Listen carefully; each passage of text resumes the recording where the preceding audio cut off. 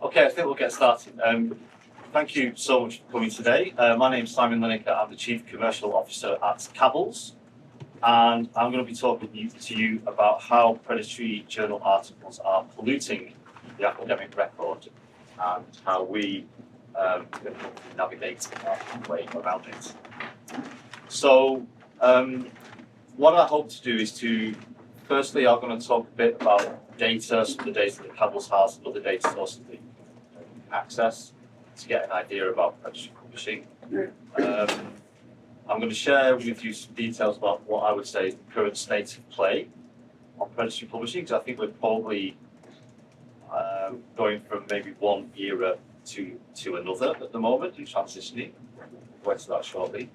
And then share with you some research that we've been doing recently around what I would call this idea of this kind of pollution, contamination, sort of wider impact of the predatory publishing has had. So firstly, who am I to talk about predatory publishing? So I've worked in scholarly communications for over 20 years. I was at a UK publisher called Emerald for about 15 years. And that's when I first came into contact with predatory journals.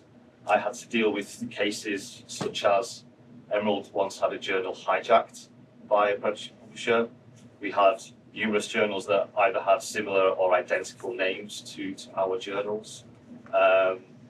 We had to obviously advise authors and editors about the journals, and this was very much in what I would call the first era, or the Beale era, in the early 2010s. After that, I moved to Cabells firstly. This is my second stint at Cabells.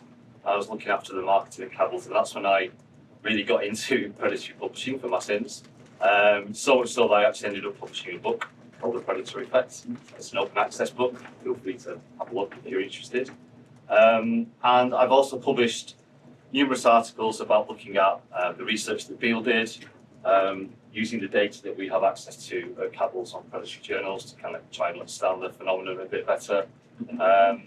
And currently, I'm doing some research on this idea that I'm going to talk to you about today, about the negative impact of predatory publishing. So what I'm hoping to do is that I'll talk till about 11:50 and then hopefully have about 10 minutes at the end. So if you've got any questions, then shoot the time at the end. So one of the things that looking at predatory publishing is not a lot of fun, to be honest. It can be quite depressing. Yeah. But sometimes you get moments of joy. So I always get this when I get an email from, for example, clinical medicine research. My major is in philosophy. I've got a master's in business. I do not have any research background in clinical medicine. But I get emails from various predatory journals.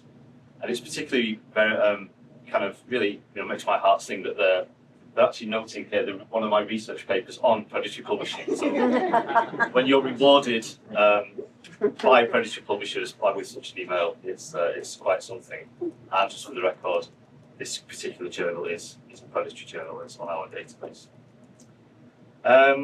So I'm going to give just very quickly. I'm going to talk a little bit about Cabells, just so that you know the kind of background. So Cabells has been around ages, actually, since 1978.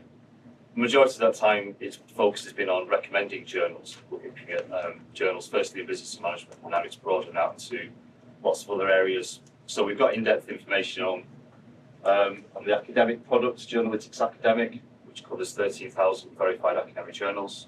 We recently launched a medical product with 9,000 journals on there. And sneak preview, we're about to launch one on engineering very soon. Now, accompanying those, we also have our database called Predatory Reports, which has got currently 19,832, to be precise, predatory journals listed on it. And very much what we try to do is that we combine the good journals and the bad journals, because the whole point of Cabells, ever since it started, was to try and optimize the decision-making process for faculty in terms of where they're going to publish their research, but also to help librarians who are obviously in turn helping and supporting faculty make those decisions, to give them the right tools and data that they need for that decision to be the right one. So predatory reports itself, what we do is that journals come into us in lots and lots of different ways. We have a dedicated reviewer team that go out scouting. I get emails that I forward onto the team saying this doesn't look quite legitimate. We very much get a lot of support from the community, librarians, researchers, anybody who's come into contact with us really. Once they start to know a bit more about predatory journals, then they'll see a journal and think, oh, okay, that doesn't look quite right. We've got a list of 73 different criteria. So every journal that we look at, one of the points of difference with Beale's list, which you're probably familiar with, is Beale's was actually two lists. He had a publisher list and a journals list. We don't list publishers. So even if a publisher looks like they've got 30 journals that all look dodgy, we will assess every single journal. And we use that with these 73 criteria. And the criteria are on 3 different levels. So for example, that journal there, that solicited a work from me. Their details obviously are incorrect on my academic background. So that is a flag, that is an indicator. That's probably what we might call a minor indicator, because as you all know, lots of publishers, legitimate or otherwise, will email people who've got research background to try and commission articles. When it's commissioning articles in an area that you're obviously not familiar with, then that flag gets a bit bigger. But there are other flags that we have that are kind of more severe. Basically, there's a handful of indicators we have that we call severe. So for example, the classic one is you look at a journal website and the journal will say that it has an impact factor of like 9.3 or something. It's very easy to check whether it has an impact factor or not. Any journal that says it has an impact factor when it doesn't, that's a clear indication that it's a predatory journal. So if they do have one of those severe indicators against them, then we will include it, as well as any of the other maybe slightly lesser crimes that they've committed. So that's how that data is built up. We started in 2017, sorry. So we've now been live for 8 years. This is what it looks like. So we call these cards, because it goes back to the old days when we actually had physical cards on our database. So the first card just gives you an overview of the types of violations that a particular journal has had.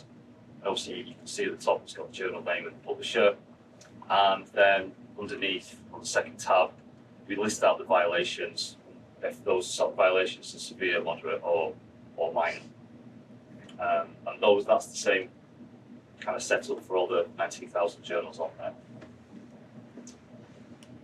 So in terms of getting to the state of play, as I said earlier, I would say that we're coming into what we might call the third era. The first era probably started with Jeffrey Beale, who coined the phrase predatory. Fittingly, this event, he actually first used that term in an article in the Charleston Advertiser in 2010. Before that, there had been people who'd identified that there was deceptive, dodgy, incorrect, suspicious, various kind of different words were used, all the way going back. The earliest reference I can find is 2008. Well, there probably were journals around before then, but it's very difficult to actually trace them now. So what Beale did, as you're probably aware, so he was looking at certain trends that he'd identified with these publishers, and he was pretty clear that they were trying to deceive authors into publishing with those journals. Obviously, this had been enabled by open access. One of the great shames about predatory publishing is that there is still quite a stigma with some thinking that if a journal is open access, therefore it would be predatory. Now, definitively that's not true. But what is true is that the vast majority of predatory journals do happen to be open access, but only because they're exploiting the open access model, where an author will pay an APC. But when that model started to come in, then there is obviously room to exploit that, and that's where the predatory publisher steps in. And in the early days, Beale identified certain characteristics. So the APCs that were there, typically they may be something like $99. They were a lot less than the APCs that the more well-known publishers were charging. And you typically saw these kind of inflated commitments about, for example, it would turn around to peer review in 24 hours. You would get millions of citations, etc., etc. It was pretty clear that authors were trying to be deceived. And the other thing was that peer review wasn't happening. And it's pretty clear that if you're promising to do publish within 24 hours, a week, a month, you're not going to do peer review properly. So that's kind of, he was clear in identifying those kind of traits. There is a bit of controversy about the term predatory. I think, from our point of view, it's become so embedded that everybody knows what it means, that it is useful. But what is true is that it's very hard to actually be kind of clinical, if you like, academic about how you identify what predatory actually means.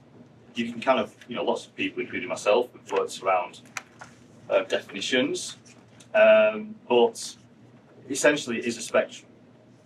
And I think what we try to do is that we're identifying journals that are on the end of the spectrum. That's clear. We don't want to get sued, so if there is any kind of doubt, we'll look into it further, and if we can't be definitive ourselves, then we will err on the side of caution. So there may well be predatory leaning journals that are kind of towards the end of the spectrum that we can't include because they don't quite fulfill those criteria that we have. But to be clear, the good journals, the kind of journals that typically are indexed in our database, in Web of Science and Scopus, etc., they're on the other side of the spectrum. What's in the middle of the spectrum is tricky. But that's what we try to do. So I think predatory is a useful term, but it's not. I admit that it's not kind of definitive. Sorry, I should have said in terms of the growth. I've got two graphs there. It's the same data, but it looks better in the bottom one because if we've measured this in certain intervals, but not absolutely every year at the same time. So broadly speaking, from the fall of 2018 to the fall of this year, you can see the growth from 10,000, that was November 2018, to 19,800, which is now. The growth is actually flattening a little bit, but what that probably indicates is that we've got a backlog at the moment, actually, in terms of the journals that we're looking at. So often the fluctuations that we see are more to do with our ability and capacity to actually look at all of the journals that we come in. And we've actually seen a bit of an influx recently. So I think broadly speaking, it is going up and up. What is going up and up as well is the interest, or the academic interest. So this data is from Dimensions. Full disclosure, I used to work for digital science, so I do tend to use Dimensions. Just looking at the last 5 years, then broadly speaking, we have seen an uptick in the number of articles that have been published on predatory publishing. And if we look at some of those recently, I think this is kind of reflects what I would call the kind of second era, or the post-Beale era. Beale took down his site in February of 2017. I think since then, we've kind of seen this gradual increase in predatory publishing journals, but we've also seen an increased awareness of them. So I think it's probably, in terms of the number of articles published, there hasn't been any research on that recently, so we haven't got any research on it. But I suspect it's probably down, because what we're seeing currently is that the number of articles currently being published in predatory journals doesn't seem to be quite as many as perhaps we've seen in the past. So the journal numbers are going up, but I don't think the numbers of articles are perhaps following that trend.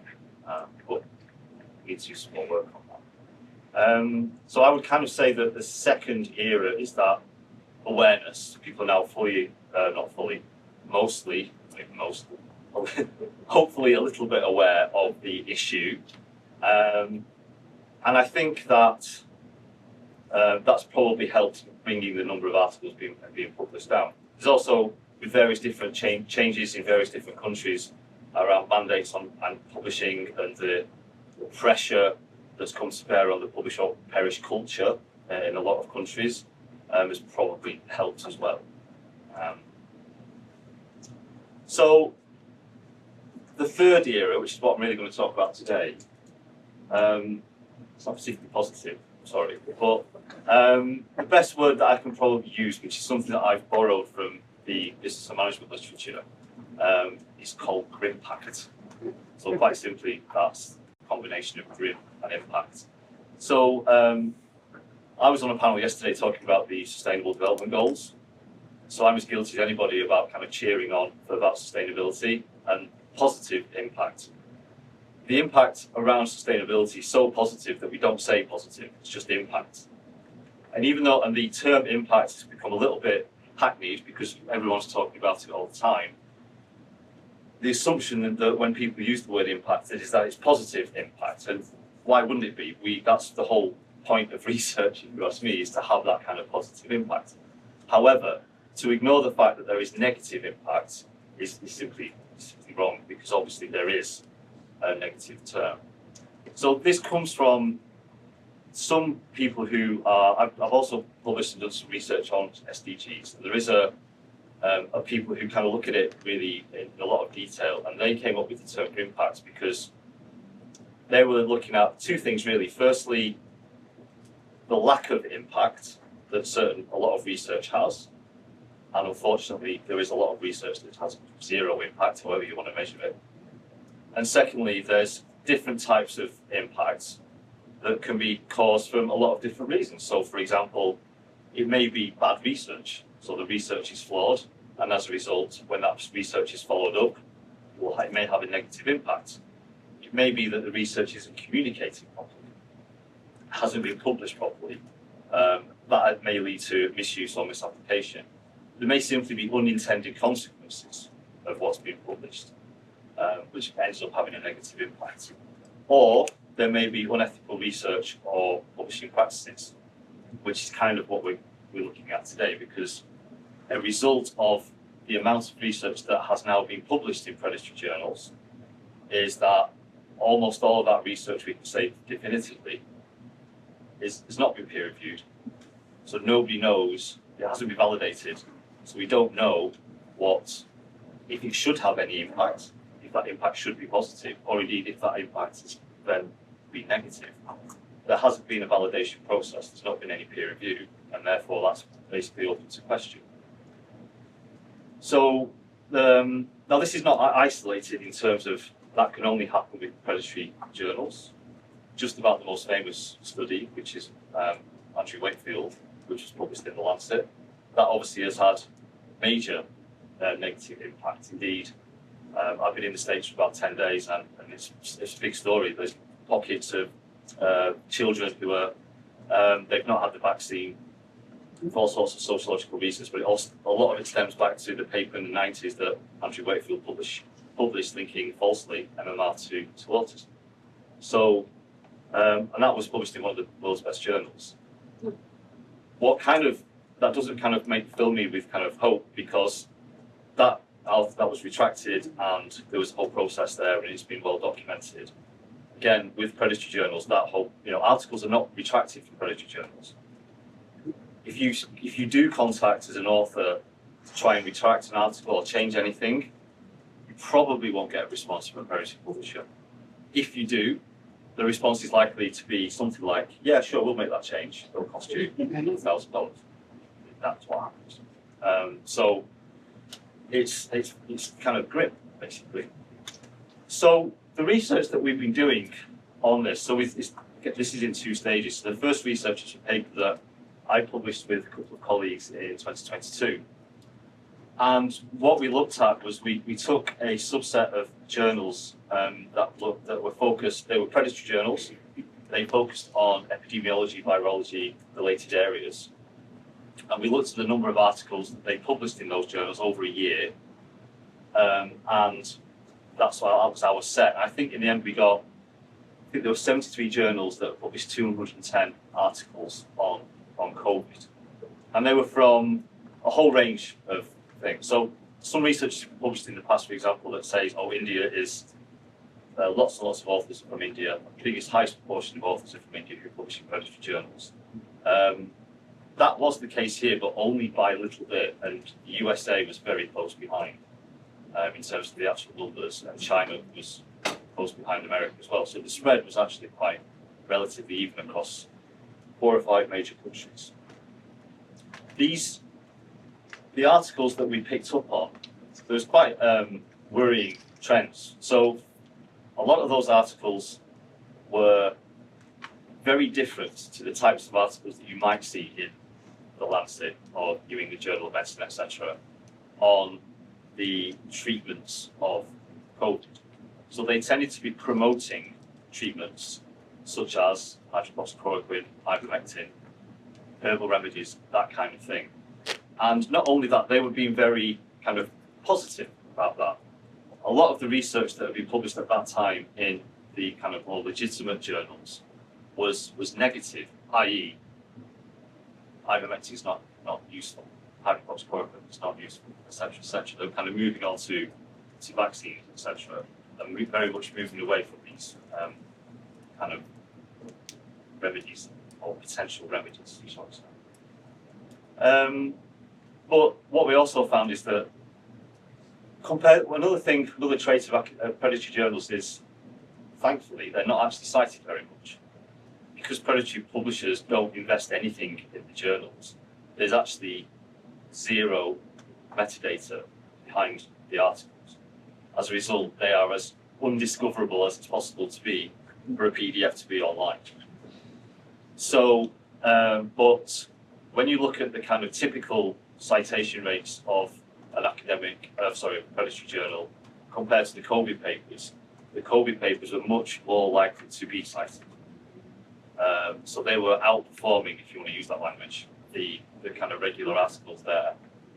And we also found that nearly 1 in 5 of the papers they were funded by major agencies, NIH, Gates, etc., etc. So that was one thing that we hadn't really been looking for. It goes back to the thing there about the intended consequences. Those agencies obviously would not want the funding that they had provided researchers to fund articles here, but nevertheless, that's what happened. The second stage of the research, which is ongoing, is looking at this third era, this grimpact, because I think it's interesting for me to try to understand what is that kind of contamination, to what extent is it happening. It may not be happening as much as we fear because of the lack of potential for articles to be cited. But when we've kind of looked at the initial sort of scoping review and looked at the types of things, current research, other things that we've come up with, some of our own insights, we found that it is happening, there is a dilution, and I've got a case study that I'm going to show you. It is happening at a second, third order. So yes, there's few citations to predatory journals compared to regular journals. But then those citations then get cited in regular journals. And then that research gets cited more in regular journals. So the longer we go on, that contamination that's now happened is going to seep further into the scholarly record. There's obviously issues around damages to reputation, both individual researchers and institutional, and there's numerous cases out there of individuals or institutions coming in proper there. I mentioned already about loss of trust in open access and the wasted research funds. There's also been erosion of trust in peer review. Peer review has been under the spotlight quite a lot recently, and yes, predatory journals, they don't do peer review, but often people don't realise that is a trait of predatory journals. And they just see that some stuff's getting published that shouldn't be, and it's in a journal, therefore the journal process may be at fault, and the peer review is part of that journal process. Peer review is part of the journal process usually, but it isn't part of the predatory process. And there's also a concern, which is kind of something that we've seen recently, whereby anything that's been published in a predatory journal, then it has been cited consequently, or it's been referred to. But if we've got issues around, say, copyright or things like that in the original article, that those issues may be impacted because when there was a court case a few years ago where the FTC in the US fined a predatory publisher $50 million. And part of the reason they did the fine was because they essentially said that the predatory publisher was defrauding authors because the authors had an expectation of a publishing process. There were certain aspects of the publishing process that hadn't been met. And that, I think, feeds into these legal and ethical concerns, is that the legal and ethical underpinning that you, as an author, might expect isn't there with predatory publishing. And therefore, if there is copyright issues, etc., in the future, then that might be undermined. So that's, again, something to look at that may be worsening. So, the case study. So, one of the journals that we have on our radar at the moment is the International Journal of Frontiers in Science and Technology Research. And this is published by Frontier, singular, that's very important, research journals, okay? This is a relatively new one, and hence it's just on our radar at the moment and it's being assessed. Now, when we were looking at this and we were kind of looking to extend the research we originally did on COVID, so we found a paper that stated the failure of regulators to approve repurposed generic agents despite extensive clinical research data for vitamin D and ivermectin was an inexcusable error, and there are 2 citations to it.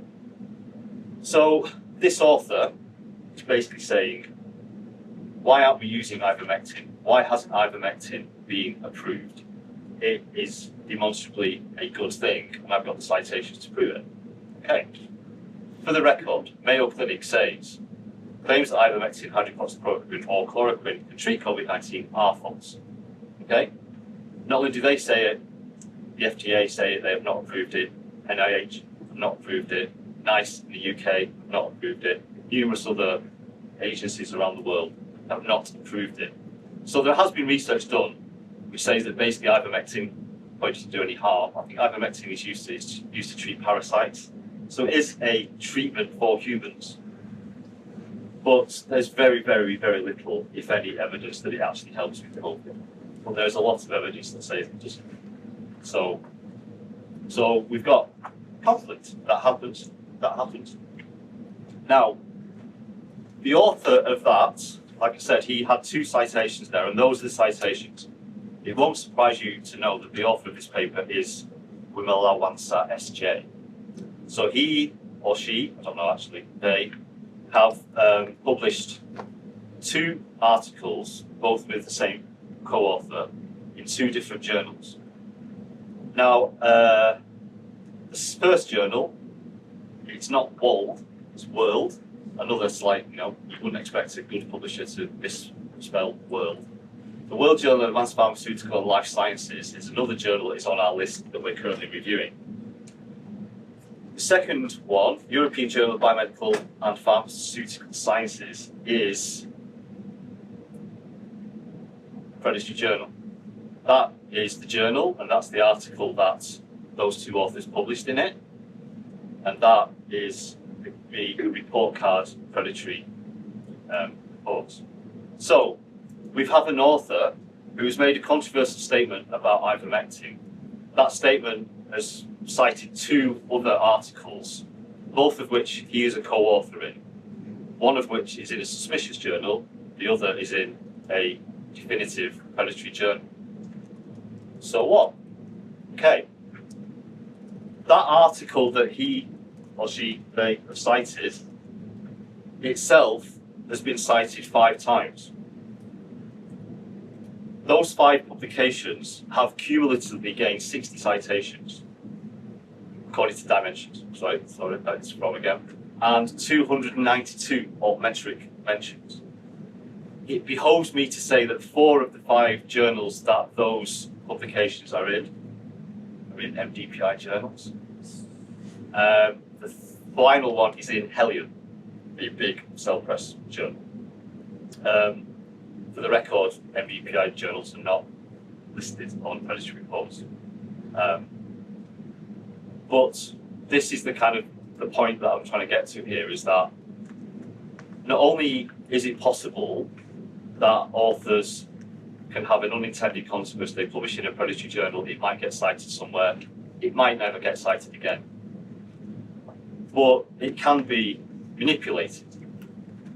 So I would guess here that the author in question, they authored previously in probably undefinitively predatory journals, and they've been able to use that as evidence to then publish in another journal and then get articles cited numerous times in much bigger journals, much well-known journals. So it's pretty clear to me that their research is flawed, but nevertheless, by publishing that research in predatory journals, they're able to kind of not only infect the scholarly record, but also improve their publishing record in legitimate journals. So that's kind of the finding that we're looking at the moment. So finally, implications for librarians. I think librarians are always told that they have a really key role, and they really, really do have a really key role. Predatory journals are not going away, and this, unfortunately, I think this contamination issue is only going to grow, and we're going to carry on doing this research. I think I've managed to go 30 minutes and not mention AI. But again, AI is only going to make this worse. AI makes it easier to write articles, which makes it easier to publish, and therefore will make it easier to publish in predatory journals.